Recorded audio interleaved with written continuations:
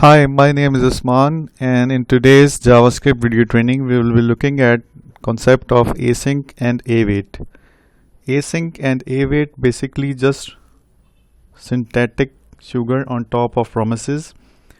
These two keywords alone should make writing asynchronous code in Node much more bearable.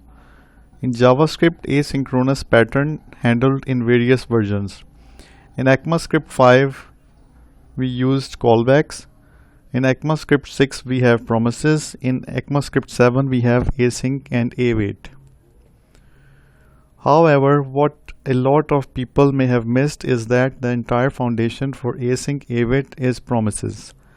In fact, every async function you write will return a promise, and every single thing you await will ordinarily be a promise.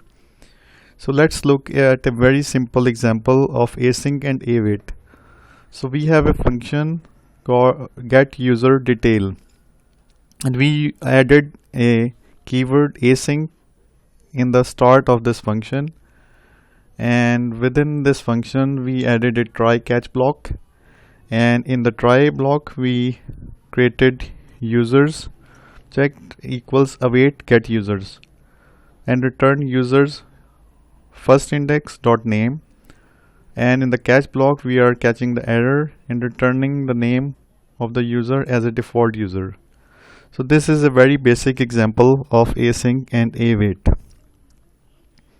Let's see this in action. Now let's go back to console. First of all, let's create a project directory called async await. Go into that directory. Let's create a file async await.js. I'm using a Sublime text editor, so async function get user details,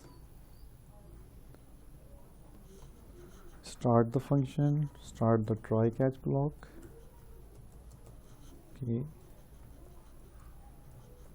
Let users is equal to await get users, and here we say return users first index and name.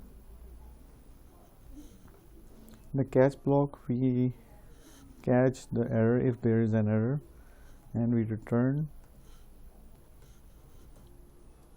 name as a default username.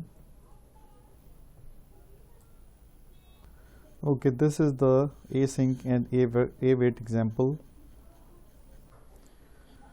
Good. Async await is a great syntactic improvement for both Node.js and browser programmers.